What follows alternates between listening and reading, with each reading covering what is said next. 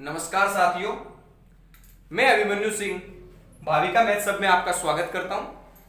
आज का अपना टॉपिक है अवस्था तथा शारीरिक विकास। अवस्था तथा शारीरिक विकास जो टॉपिक है उसको अपन शुरू करें तो उससे पहले एक दो बात मैं करना चाहता हूं आपसे कि आज मैं पहले तो टॉपिक लूंगा अवस्था तथा शारीरिक विकास, और इस वीडियो के बाद में जीन पियाजे का संज्ञानात्मक विकास का अलग से वीडियो अपलोड करूंगा। उस वीडियो को देखने के लिए आवश्यक है कि अवस्थाओं के जो गुण बताए मैंने वो और ये टॉपिक आपका अच्छे से तैयार हो। अब अपन करते हैं आज का टॉपिक शुरू। कि सबसे पहले जो गर्भ में माता के गर्भाशय में जो गर्भित अंडाणु प्रवेश करता है उस प्रारंभिक गर्भित अंडाणु को जाइगोट कहते हैं। इस जाइगोट का आकार सुई की नोक के समान होता है। कि माता के गर्भ में जो प्रारंभिक गर्भित अंडाणु होता है उसे आप कहते हो जाइगोट, और जाइगोट का जो आकार है वो सुई की नोक के जितना होता है। अब जब ये गर्भित अंडाणु परिपक्व हो जाता है, पूरा भ्रूण बनके 9 माह कंप्लीट कर लेता है, तो जो शैशव काल प्रारंभ होने से पहले या गर्भावस्था से जन्म होने से पहले जो 9 माह का बालक माता के गर्भ में बनता है, उस शिशु की लंबाई होती है 19 से 20 इंच, या आप कह दो 50 से 51 सेंटीमीटर। इसका वजन होता है 3 से 3.5 किलो, जिसमें मस्तिष्क का वजन होता है 350 ग्राम। इस प्रकार गर्भित अंडाणु जाइगोट सुई की नोक के जितना होता है। 9 माह का शिशु, लंबाई 19 से 20 इंच, 50 से 51 सेंटीमीटर, वजन 3 से 3.5 किलो और मस्तिष्क का वजन 350 ग्राम। अब अपना टॉपिक शुरू होता है कि जो प्रारंभिक गर्भावस्था के बाद जब शिशु का जन्म होता है तो अवस्था को आप शैशवावस्था या बचपना अवस्था के नाम से डिनोट करते हैं। यह समय होता है 0 से 2 वर्ष। इस बचपनावस्था में शारीरिक विकास की बात कर रहे हैं अपन कि बचपनावस्था में शारीरिक विकास किस प्रकार होता है।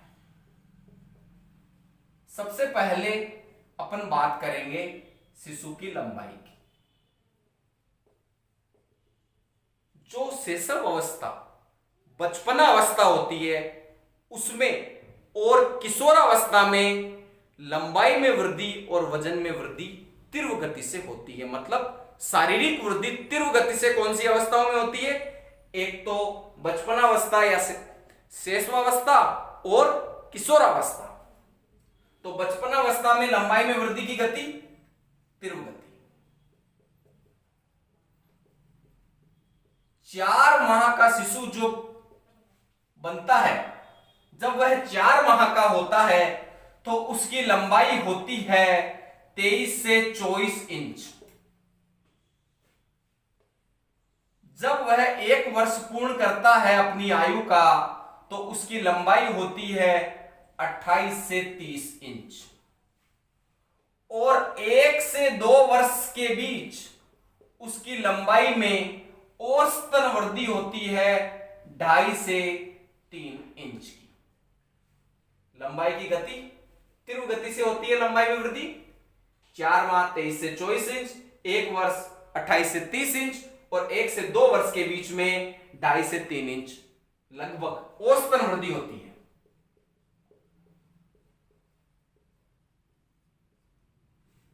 4 माह के शिशु की लंबाई 23 से 24 इंच, 1 वर्ष के शिशु की लंबाई 28 से 30 इंच। लंबाई के बाद बात आती है वजन या भार की। शैशव अवस्था चल रही है तो वजन में भी वृद्धि होगी। 4 माह का जब शिशु होता है तो 4 माह कंप्लीट करने पर शिशु का वजन जन्म का दुगुना हो जाता है और अपने जीवन का 1 वर्ष पूर्ण करने पर शिशु का भार जन्म का तिगुना हो जाता है। इस प्रकार 4 माह पर जन्म का दुगुना, 1 वर्ष पर जन्म का तिगुना। अब बात करते हैं अपन सिर की।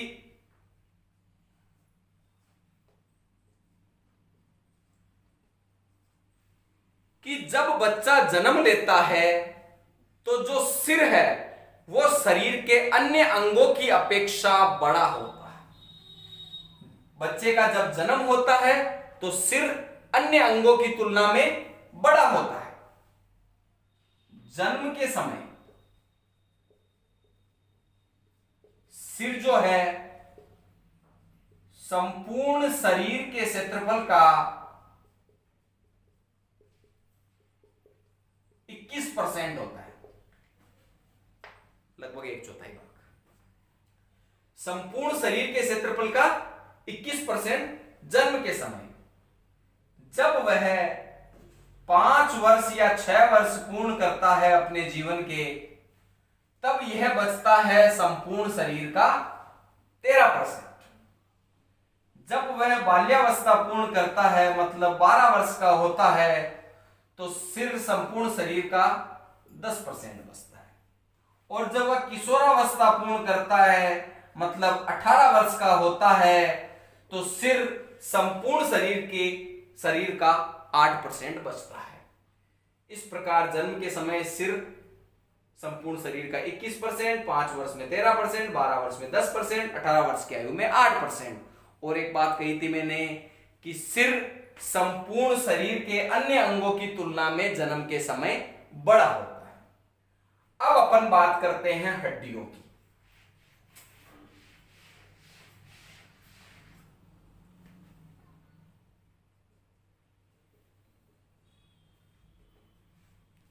जन्म के समय बालक में कुल 270 हड्डियां होती हैं। कब? जन्म के समय। कितनी हड्डियां? 270। ये हड्डियां आपस में जब जुड़ जाती है तो जुड़ने के बाद इनकी संख्या रह जाती है 206। इसलिए जब क्वेश्चन पूछा जाए कि मानव शरीर में कुल कितनी हड्डियां होती है, तो कुल 206 हड्डियां होती है।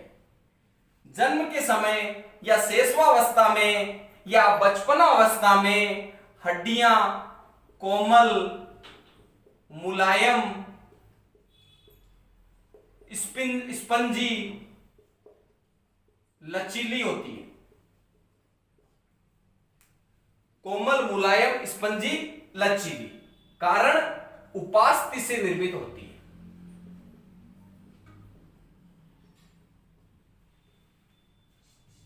हड्डियां टोटल 270, जन्म के समय, जुड़ने के बाद 206, कोमल, मुलायम, स्पंजी, लचीली होती है क्योंकि ये उपास्थि से निर्मित होती है।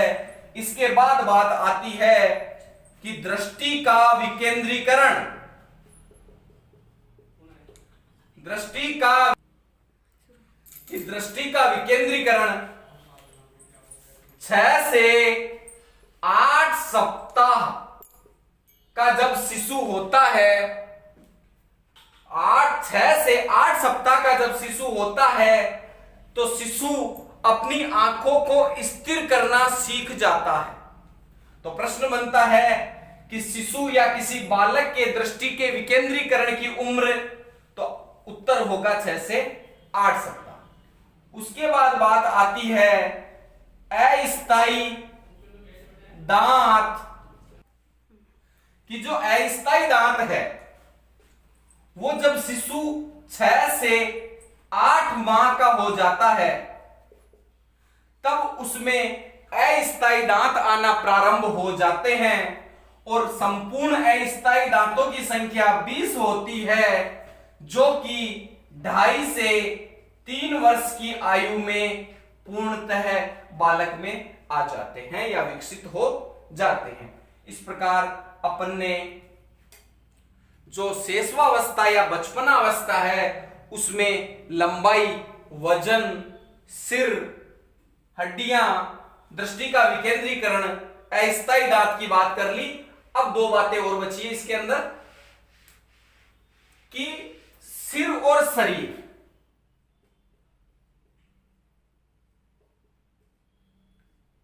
आपको याद हो तो मैंने कहा था कि बच्चा जब जन्म लेता है तो सिर जो है वो संपूर्ण शरीर का 21% होता है। मतलब एक भाग का 1/4 भाग, एक भाग का 1/4 भाग सिर होता है। लगभग 21%, एवरेज 25% मान लीजिए। तो 100 का 25% अपन निकालते हैं तो 1/4 हो जाता है कि अगर शरीर 4 गुना है तो सिर उसका 1 भाग सिर होगा। ये किस अवस्था में? शैशव अवस्था या शिशु, जब बच्चा शिशु रूप में होता है तब। और जब वह वयस्क हो जाता है तो सिर और शरीर का अनुपात 1:8 हो जाता है। ध्यान रखने की बात है, सिर और शरीर का अनुपात शैशव अवस्था में 1:4, लगभग 25%, 21% निकाल के देखोगे तो 1:4 समझ में आ जाएगा। और जैसे जैसे वयस्क होंगे तो शारीरिक अनुपात की तुलना में सिर 8वां भाग बचेगा, तो वयस्क में 1:8। उसके अलावा चेहरा और मस्तिष्क का अनुपात, कि शिशु में चेहरा और मस्तिष्क का अनुपात होता है 8:1। चेहरा पूरा, आप नोटिस करना, चेहरा और मस्तिष्क, कि चेहरा बड़ा होता है, मस्तिष्क छोटा होता है, परंतु जब वयस्क रूप धारण कर लेता है तो यह अनुपात 2:1 में विभाजित हो जाता है। शिशु में चेहरा बड़ा होता है, मस्तिष्क छोटा होता है। वयस्क बनने पर चेहरे के आकार और मस्तिष्क में खास अंतर नहीं बचता। ये आप अपने चेहरे को खुद देख सकते हो कि आपका चेहरा इतना है तो इसका आधा मस्तिष्क है। अब अगली अवस्था शुरू होती है, पूर्व बाल्यावस्था और शारीरिक विकास।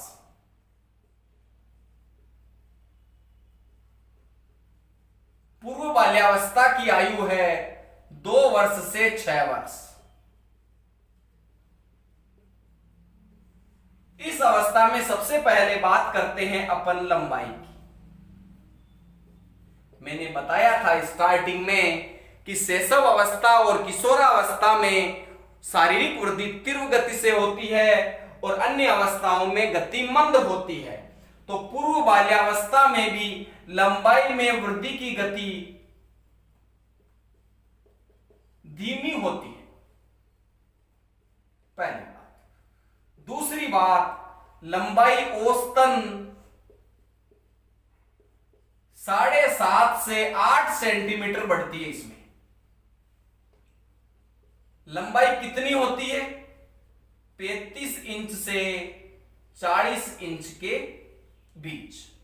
और यह अवस्था ऐसी है जिसमें लड़के और लड़कियों दोनों की लंबाई में वृद्धि की गति लगभग समान होती है और जो लंबाई है वो 5 वर्ष में जन्म की दुगुनी हो जाती है। लंबाई 5 वर्ष में जन्म की दुगुनी हो जाती है। जो धड़ है वो 6 वर्ष में जन्म का दुगुना हो जाता है। धड़ 6 वर्ष में जन्म का दुगुना और किशोरावस्था पूरी होने तक धड़ है वो जन्म का तिगुना हो जाता है। अब बात करते हैं अपन वजन की, कि पूर्व बाल्यावस्था में जो वजन है पूर्व बाल्यावस्था में जो वजन है उसकी गति, उसकी वृद्धि की गति भी धीमी हो जाती है, क्योंकि पूर्व बाल्यावस्था में बच्चे अपनी अधिकांश ऊर्जा का उपयोग खेलने कूदने में खर्च कर देते हैं। तो वजन 5 वर्ष की आयु में जन्म का 5 गुना हो जाता है। 5 वर्ष की आयु में लंबाई तो जन्म की दोगुनी और वजन है वो जन्म का 5 गुना हो जाता है। इसके बाद बात आती है कि जो हड्डियां हैं, हड्डियों का विकास भी धीमी गति से, और एक जो महत्वपूर्ण बात है वो है नेत्र गोलक के पूर्ण रूप से विकसित होने की आयु।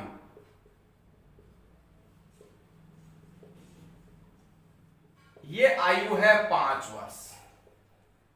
नेत्र या दृष्टि का विकेंद्रीकरण तो होता है 6 से 8 सप्ताह में, और नेत्र गोलक पूर्ण रूप से विकसित होता है 5 वर्ष की आयु में। इसके बाद अपनी आती है उत्तर बाल्यावस्था।